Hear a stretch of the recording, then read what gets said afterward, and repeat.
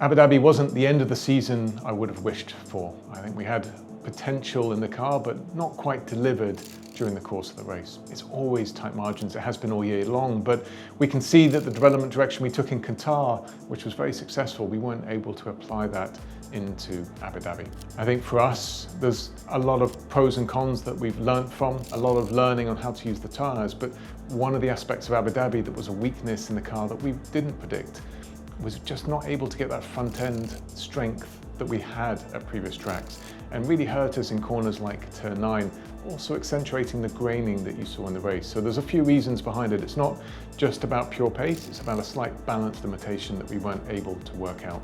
All of it though gives us good direction for next year to ensure that we have a package that's able to cope more with that variety and that varied nature.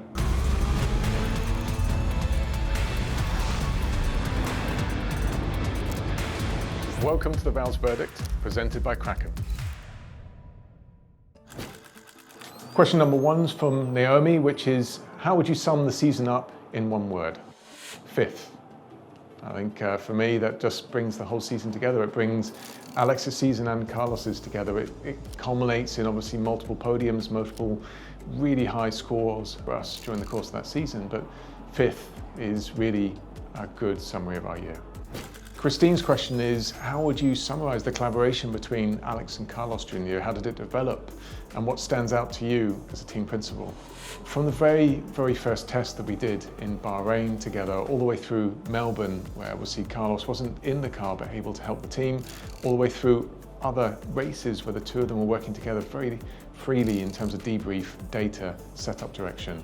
It's been a relationship that actually from minute 1 was as strong as it was at the end of the season. And sometimes that can change team on team, subject to the pressures the drivers are feeling, the team is feeling. But that didn't change anything here at all. And it's just a sign of both of them being absolutely top sportsmen in their own right. But 2, this is about our journey back to the front. And so we're not getting caught up in the details of who finished where at which race. It's about how does the team move forward. So good examples I can provide you. If we go all the way back to Melbourne, Alex actually found a way of driving the Williams, which is slightly different to the Ferrari, especially through turn 3. It's a way of getting it rotated in the corner, running the setup. And it's like he was very open with Carlos after FP1, once Carlos sort of came in and commented that he was unable to follow a certain line. That was the very first race, but the start of that relationship, and it carried on through the season. There were subtleties to a Williams car that Alex was able to help Carlos. The same in converse. What we did about halfway through the year is started to split the setups quite differently between the two cars, because both drivers are within milliseconds of each other. But it allowed us to find 2 different directions, and it's the honest feedback that comes back after the practice session that drives then the unified setup. So that's how it built, and it will keep building into next year and beyond. Next question's from Madonna is, does this season meet your expectations from the beginning of the year? I think it's fair to say it exceeds our expectations. We wanted to make a step forward from where we were. We wanted to make sure that we demonstrated to the world we're a different team to where we have been and that we're making strides forward, but never losing focus on our future, i.e. 2026 and beyond. And this year, to still hold on to that P5 position, 5th place, and more than that, have 3 podiums to our name and huge point score, that exceeds our expectations. Next question is from James, which is, what's your favourite race from the season? Now, this is going to be perhaps an odd answer, not one you expect. I think the expectation would be go to Baku or go to Qatar when we're on the podium, or Austin in the sprint. It's Melbourne for me. It's Melbourne because whilst Carlos wasn't racing, and if he was, I'm confident we would have had a high point score, it was the first Grand Prix of the year. It's the first time that we really saw this 47 competing against our rivals, and we were flying. So first of all, it means we've translated performance that's theoretical in the winter through testing into real tangible performance on track. And number 2 was, whilst Carlos wasn't in the car, immediately that teamwork came to light when he joined us in the pit wall and helped us make decisions in very tricky weather conditions on what we should be doing. So it's a team that was already solidified and bonding together under duress, which was really the story for the remainder of the year. And so for me, it's how the team came together in those exceptional circumstances, how 2 drivers started working together, that will stay with me. Next question is from Lisa, which is, what do I do during the break in order to prepare for next year? Now, the break's not very long anymore. I'm here at testing in Abu Dhabi, and we'll be going back to the factory, me personally next week, because I've got something a little bit personal in between. But from then onwards, we have a few days to really make sure that we're on track with all the development plans for 2026 before we go into that shutdown period. We're then back testing the car in something called a VTT, virtual track test, in early January, and on track mid to late January. So that's really only 4 weeks from the point that we return back to the UK. That's not a lot. My personal preparation is making sure that I do fitness every day near enough in that break.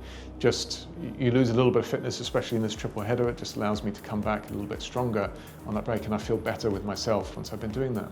It's time with family. You don't spend really enough time with family in all circumstances, so that Christmas period is a time to recharge and just make sure that I pay dividends back to those that support me at home. And then there's just an amount of making sure I take time to myself. So I'll take a small holiday, around about 10 days or so. Once I'm confident we're in a very strong place on getting next year's car prepared, it just means I can have some downtime and relax. My holidays aren't really breaks where I read a book in the sun. I'm sort of working most days, but I'm in a different region, so it gives me a little bit of a break from the north. Next question from Michelle, which is, what's the part of the regulations you're most excited about? I think it's how the electrical energy will be used in 2026. It will be quite different, and I think it will create a different dynamic in racing. So probably two aspects. It's one question, but the second one is not having to have cars that are as reliant on ground effects as we are at the moment. I think it would be a more pleasurable car to drive for the drivers, and probably better racing as well.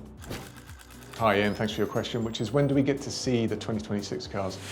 Watch this space. We'll announce fairly soon in that regard, but mid to sort of just after mid-Jan is probably a sensible timeline before you see it. And question from Rachel, which is, how important is fan engagement for us as Williams? The answer is just simply very.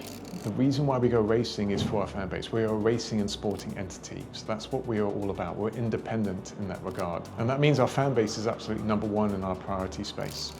It's part of the reason why across the world, about 9 different locations, we do a fan zone, which is completely free. It's done by us. I will go and visit every single one. The drivers will go and visit them as well.